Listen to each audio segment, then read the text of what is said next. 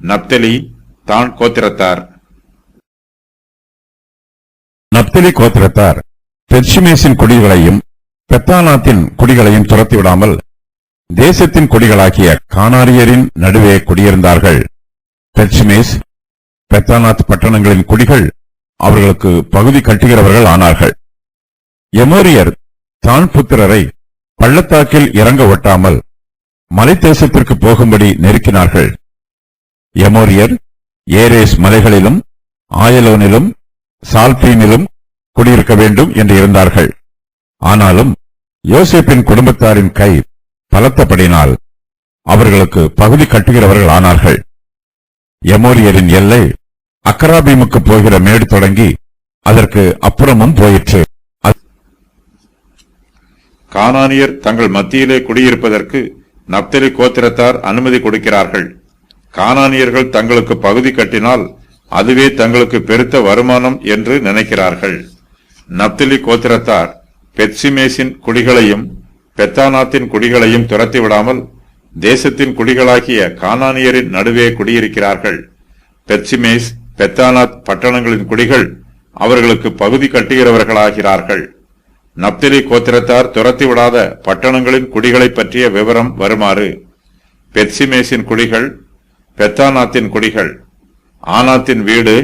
ஆனாத் கானானியரின் பெண் தெய்வம், பாலஸ்தீனத்தின் வடக்கில் உள்ள நப்தலியின் பட்டணம். யோசுவாவின் புஸ்தகம் எழுதப்படும் போது நப்தலி கோத்திரத்தார் பலத்திருந்தார்கள். பெத்ஷிமேஸ், பெத்தானாத் பட்டணங்களின் குடிகளை தங்களுக்கு பகுதி கட்டுகிறவர்கள் ஆக்கினார்கள். தான் கோத்திரத்தார் இதுவரையிலும் கானானியருக்கு விரோதமாய் எதிர்த்து நின்று யுத்தம் பண்ணினார்கள். அவர்களுக்கு மலை தேசங்களில் வெற்றி கிடைத்தது. ஆனாலும் பள்ளத்தாக்குகளில் உள்ள எமோரியரை தான் கோத்திரத்தாரால் துரத்திவிட முடியவில்லை. ஒருவேளை பள்ளத்தாக்கில் உள்ளவர்களிடத்தில் இருப்புரதங்கள் இருந்திருக்கலாம். இதனால் எமோரியர் தான் புத்திரரை பள்ளத்தாக்கில் இறங்க ஒட்டாமல் மலை தேசத்திற்கு போகும்படி நெருக்குகிறார்கள். தான் புத்திரராலும் தங்களுடைய பங்கு வீதத்தை முழுமையாக சுதந்திரிக்க முடியவில்லை. எமோரியர் அவர்களுடைய எல்லைகளை மட்டுப்படுத்துகிறார்கள். யாக்கோபு தன்னுடைய புத்திரரை ஆசீர்வதிக்கும் போது யூதாவை சிங்கத்திற்கும் தானை சர்ப்பத்திற்கும் ஒப்பிட்டு சொன்னார். யூதா கோத்திரத்தாரிடம் சிங்கத்தை போன்ற பலம் இருக்கிறது.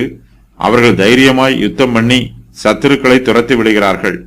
தான் புத்திரரோ சர்ப்பத்தை போல தந்திரம் உள்ளவர்களாய் இருந்தாலும் அவர்களால் கானானியரை துரத்திவிட முடியவில்லை. சூதும் வாதும் கபடும் தந்திரமும் ஒருபோதும் வெற்றி பெறுவதில்லை. நேர்மையும் உண்மையும் கடின உழைப்பும் கர்த்தர் மீது வைக்கும் விசுவாசமுமே நமது வெற்றிக்கு ஆதாரம். எமோரியர் ஏரேஸ் மலைகளிலும் ஆயலோனிலும் சால்பீமிலும் குடியிருக்க வேண்டும் என்று இருக்கிறார்கள். ஆனாலும் யோசேப்பின் குடும்பத்தாரின் கை பலத்தபடியினால் அவர்களுக்கு பகுதி கட்டுகிறவர்கள் ஆகிறார்கள். எமோரியரின் எல்லை அக்ராபீமுக்கு போகிற மேடு தொடங்கி அதற்கு அப்புறமும் போயிற்று. மனாசே, எப்ராயிம் ஆகியோர் துரத்திவிடாத இடங்களை பற்றிய விவரம் வருமாறு: ஆயலோனில் உள்ள ஏரேஸ் மலைகள் தானுக்கு ஒதுக்கப்பட்ட பட்டணம். ஆனால் எமோரியர் அவர்களை அங்கு குடியேற அனுமதிக்கவில்லை. மனாசேயும் எப்ராயிமும் எமோரியரை பகுதி கட்ட பண்ணினார்கள். இந்த பட்டணம் லேவியருக்கு கொடுக்கப்பட்டது. யோசுவாவும் சவுலும் இங்கு வெற்றி பெற்றார்கள்.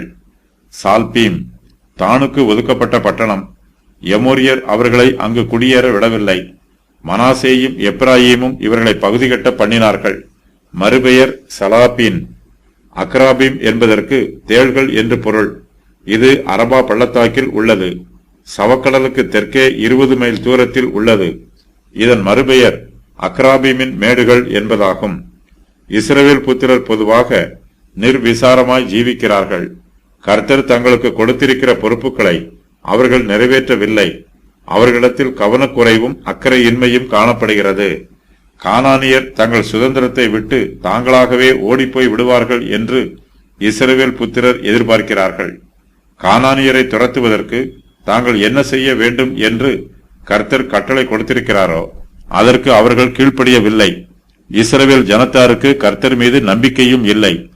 40 வருஷங்களுக்கு முன்பாக இஸ்ரவேல் புத்திரர் கானான் தேசத்திற்குள் பிரவேசிப்பதற்கு ஒரு வாய்ப்பு கிடைத்தது. ஆனால் கர்த்தர் தங்களுக்கு கொடுத்த நல்ல வாய்ப்பை அவர்கள் தங்களுடைய அவிசுவாசத்தினால் கெடுத்து போட்டார்கள்.